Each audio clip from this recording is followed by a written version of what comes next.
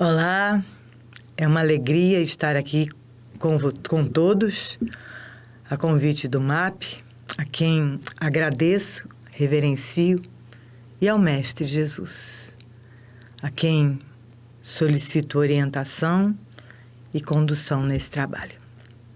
Que assim seja. Vou começar lendo um texto, um pequeno trechinho, do Caminho, Verdade e Vida de Emmanuel, o texto 71, para testemunhar. E vos acontecerá isto para testemunho. Jesus, Lucas, capítulo 21, versículo 13. Naturalmente que o Mestre não folgará de ver seus discípulos mergulhados no sofrimento. Considerando, porém, as necessidades extensas dos homens da terra, compreende o caráter indispensável das provações e dos obstáculos. A pedagogia moderna está repleta de esforços seletivos, de concursos de capacidade, de testes da inteligência. O Evangelho oferece situações semelhantes. O amigo do Cristo não deve ser uma criatura sombria à espera de padecimentos. Entretanto, conhecendo a sua posição de trabalho num plano como a Terra, deve contar com dificuldades de toda sorte. Para os gozos falsificados do mundo, o planeta está cheio de condutores enganados. Como invocar o Salvador para a continuidade de fantasias?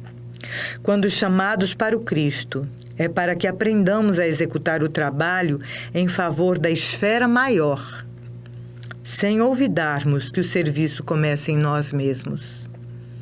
Existem muitos homens de valor cultural que se constituíram em mentores dos que desejam mentirosos regalos no plano físico. No Evangelho, porém, não acontece assim. Quando o Mestre convida alguém ao seu trabalho, não é para que chore em desalento ou repouse em satisfação ociosa. Se o Senhor te chamou, não te esqueças de que já te considera digno de testemunhar. E que possamos ser o testemunho da sua presença em nós, Mestre querido. Abençoa-nos com teu amor, com tua sabedoria e com tua paz. Bom, hoje nós vamos dar início a uma série de pequenas aulinhas, se eu posso dizer assim, pequenas palestrinhas sobre a Oficina da Alma. Essa Oficina da Alma começou com um livro, quer dizer, na verdade começou muito antes, com pequenas oficinas semanais, e depois formou um livro que está à venda aqui no MAP. Terra, Oficina da Alma, o caminho para o autoconhecimento. Essa é a primeira aula. E o primeiro texto, e na verdade todo esse livro vai falar do sonho de Deus e o drama cósmico, a relação entre o mundo físico e o mundo espiritual. A gente pode considerar aqui o mundo físico o local desse drama cósmico, né? Que tem por finalidade a nossa evolução. Mas antes eu gostaria de falar umas pequenas palavras para nós. E eu chamo de preâmbulo, que é o duplo caráter da revelação espírita, que é divina e também é científica. Divina, porque suas revelações provêm do mundo espiritual para os homens deste momento evolutivo.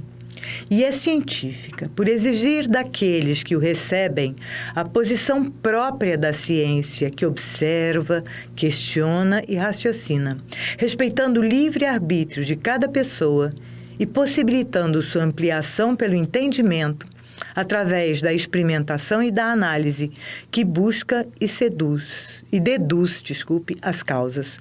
Isso está em Gênese, de Allan Kardec.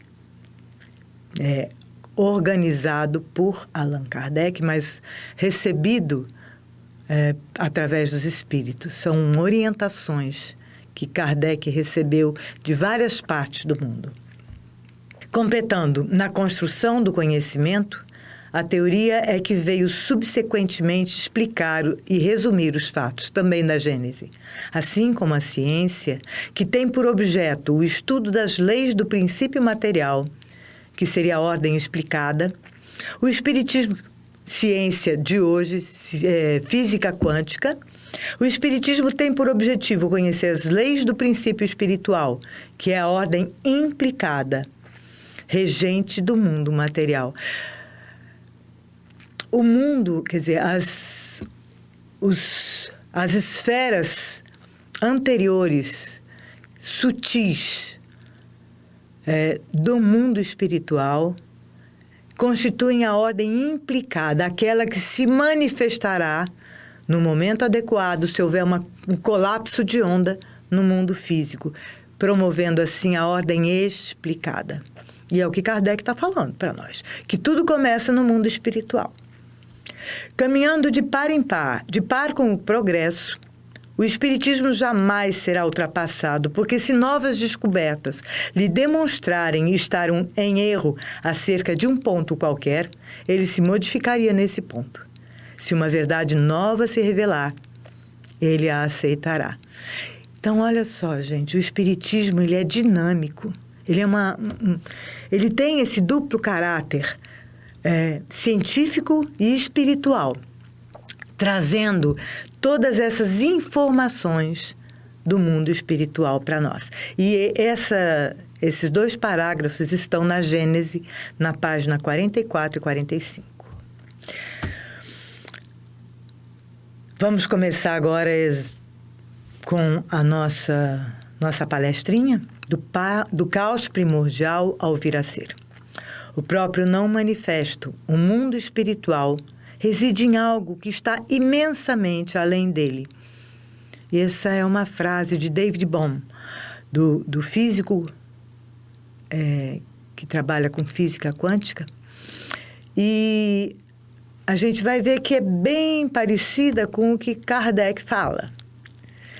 Sendo Deus a causa primeira de todas as coisas, a origem de tudo que existe, a base sobre que repousa o edifício da criação, é também o ponto que importa considerarmos antes de tudo. Também na Gênese, página 53, Kardec está trazendo essa informação. O Senhor Supremo, e aqui de novo, a gente traz uma outra orientação de um outro mestre espiritual que diz a mesma coisa.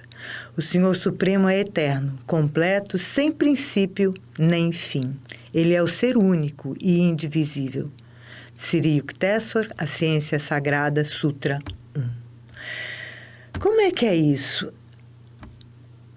O Pai Eterno, Deus, isso Kardec nos informa, a física quântica hoje está trazendo essa informação e os mestres espirituais também. O Pai Eterno Deus é a única substância real e é tudo em todo o universo. Por isso é dito que ele é onipresente. Dele, que é a única substância real, portanto, a substância da qual todas as coisas se manifestam, se separa, vamos dizer assim, didaticamente, porque não existe uma coisa sem outra, se separa o sentimento onisciente, que é a consciência, e a força onipotente, que vai construir todo o mundo, que vai produzir todo o mundo. E o sentimento onisciente é que torna o mundo consciente. Esses 2 elementos estão em toda a criação. Numa partícula de poeira, você tem, na verdade, os 3 elementos. A substância, fluido cósmico universal, o sentimento e a força, que vai produzir o mundo, que vai organizar o mundo para que ele seja o que ele é. A consciência no homem é esse sentimento onisciente. E a força onipotente é a vontade no homem, junto com o prazer. Então, a única substância real, onipresente, se separa em sentimento onisciente, em força onipotente, e criam entre si uma polaridade. Porque esse sentimento onisciente, ele é a força do amor, da atração universal. E essa força onipotente é a energia, é a força de repulsão. Esses dois trarão as duas polaridades da vida. Então, o sentimento onisciente, essa atração, o amor universal, faz com que toda a matéria, todos os seres se voltem novamente para a criação, para Deus. E essa energia repulsiva, a força onipotente, vai trazer tudo para a manifestação. E essas duas ideias juntas, elas fazem emergir a criação, a natureza inerte. O sentimento onisciente vai dar forma, vai dar energia, ou melhor, ela vai conduzir, vai gerar o Espírito Santo, a vida, que são os filhos de Deus. E essa força onipotente, ela se divide, ela se manifesta na forma de 4 ideias, que é o tempo, o espaço, o movimento, a vibração, que é o som de amém ou om, e nas partículas. Ok? Então, essas 4 ideias, elas formam todo o mundo manifesto. Os átomos criados a partir dessas 4 ideias, com o Espírito Santo manifesto nesse trono de matéria, elas são a estrutura básica da criação e que criam o mundo visível. A matéria, portanto, é o trono do espírito. O fluido cósmico universal é a matéria elementar, primitiva, que surge daí, da criação, cujas modificações e transformações constituem as inumeráveis variedades dos corpos da natureza. Gênesis, capítulo 14, parágrafo 2.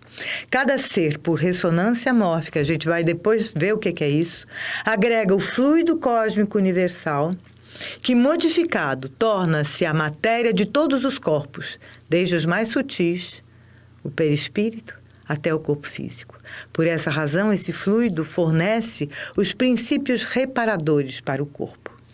Fluido cósmico universal. Nessa substância original operam as inteligências divinas em processo de comunhão indescritível, extraindo desse hálito espiritual os celeiros da energia com que constrói os sistemas da imensidade em serviço de cocriação em plano maior, de conformidade com os desígnios do todo misericordioso, que faz deles agentes orientadores da criação excelsa. Isso é de André Luiz. Né? Essas inteligências gloriosas tomam esse plasma divino, lembra aqueles átomos primordiais, e convertem-no em habitações cósmicas de múltiplas expressões, radiantes ou obscuras, gaseificadas ou sólidas, obedecendo a leis pré-determinadas. De André Luiz, Evolução em 2 Mundos, capítulo 1, página 19, 20. Gradativamente, essa matéria, ela vai se formando vórtices, sabe? Esse fluido cósmico universal, ele vai formando esses vórtices de energia e criando cada esfera de consciência com a sua própria vibração. Por um ato de vontade, a consciência vai se cobrindo com véus cada vez mais densos de matéria, e a gente vai ver. Então surge lá do átomo primordial, que é muito além do átomo físico, até chegar, que é do plano primeiro de manifestação, até chegar ao 7º plano, que é o plano físico, onde a gente vive. As esferas da criação, a átmica é exatamente a esfera do átomo primordial. Depois a gente tem a esfera búdica, que é a esfera da consciência de Buda, ou consciência crística. É onde Cristo e onde os grandes seres condutores de todo o cosmos têm a sua consciência. E depois, a gente tem, já nas esferas do homem, o mental causal, que é um campo conceitual onde o homem tem a sua consciência, que é a esfera do ator, é a esfera das causas, por isso esse nome, mental causal. Depois a gente tem a região astral, concreta, que é mental concreta ainda, que é onde a gente tem as formas que se manifestarão depois no mundo físico. Tudo que se tem aqui como forma no mundo físico teve sua origem no mundo mental concreto. Depois a gente tem a região astral emocional, que é das nossas emoções, das nossas sensações. Depois a gente tem a esfera física, que tem tem a parte etérica e tem a parte densa, que é do nosso corpo físico. A região astral mental concreta, astral emocional e física, tanto etérica quanto densa, é a esfera do personagem. E a mental causal é a esfera do ator. O autor e diretor único, Deus, cria personagens que povoam e se movem no seu sonho. Cosmos, galáxias, sóis e planetas são cenários momentâneos no campo da consciência universal. Aqui e acolá, palpita a vida única, manifesta em tudo e em todos. E agora, eu queria convidar todos vocês, a gente aos poucos vai dissecando um pouco toda esses conhecimentos. Eu sei que a gente falou aqui um pouquinho rápido, é porque eu quero dar tempo para a gente poder meditar um pouquinho. E convidar todos vocês, a gente chama de... É uma forma de meditação com a respiração. E eu convido a vocês primeiro para se sentarem confortavelmente. Sentar-se confortavelmente significa sentar-se com a coluna ereta. Uma vértebra sobre a outra. Para quê? Para que o fluxo de energia que passa por dentro da coluna possa fluir adequadamente. Se a gente se enverga ou para trás ou para frente, o fluxo não é adequado. Ele fica bloqueado em algum ponto. Portanto, sentar-se de forma ereta. Aqui na base do períneo, nós temos o osso da púbis e temos os dois isquios. Se a gente se sentar exatamente nesse triângulo, a gente fica absolutamente bem sentado e com a coluna ereta. Esse é o convite que eu faço a vocês.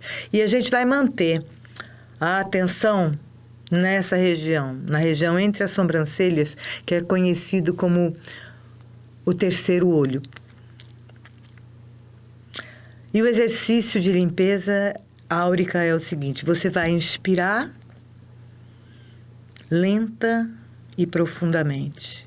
E, ao mesmo tempo, você vai contrair e manter contraída todas as partes do seu corpo ao mesmo tempo. Então, vejam, você inspira, contrai tudo, segura um pouco e solta de uma vez só. O que eu estou fazendo? Eu estou atraindo essa energia vital, condensando a energia vital e estou soltando de uma vez só. Quando eu solto de uma vez só, eu estou promovendo uma limpeza de todo o meu campo áurico. Ok? Então, vamos fazer isso algumas vezes. Contraímos e soltamos de uma vez só. Contraímos novamente, pé, perna, coxa, quadril, barriga, peito, costas, ombros, braços, rosto. E solta de uma vez só. A gente exala rapidamente, projetando toda a energia acumulada para fora do corpo, em expansão. A gente repete algumas vezes esse exercício e agora a gente inspira naturalmente e conscientemente. Inspira de forma natural e consciente e expira. E a cada intervalo, quando você inspira e expira com o coração, ou melhor, desculpe, com os pulmões sem ar, você pergunta: quem sou eu? E de novo, nova inspiração. Expira.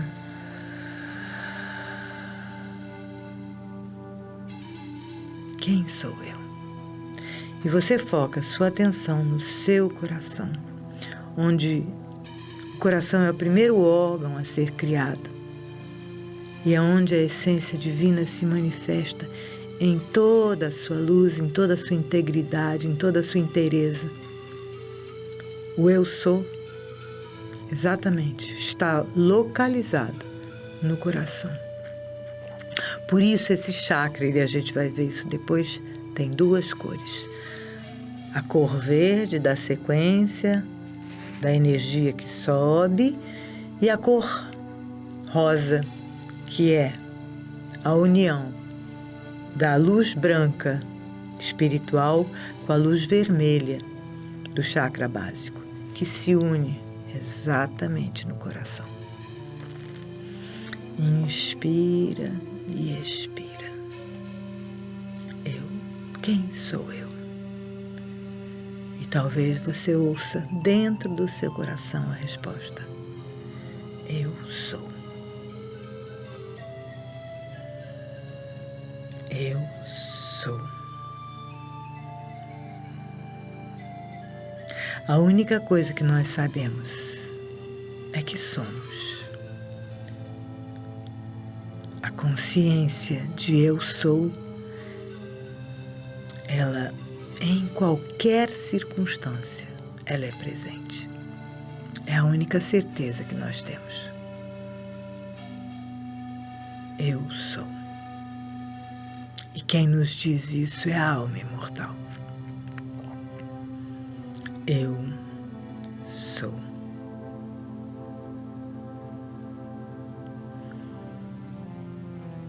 Que o Mestre Jesus, que a Mãe Divina, Nossa Senhora, Mãe Maria,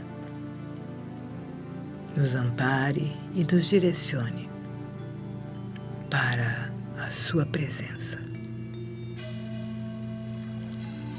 Amém. Obrigada.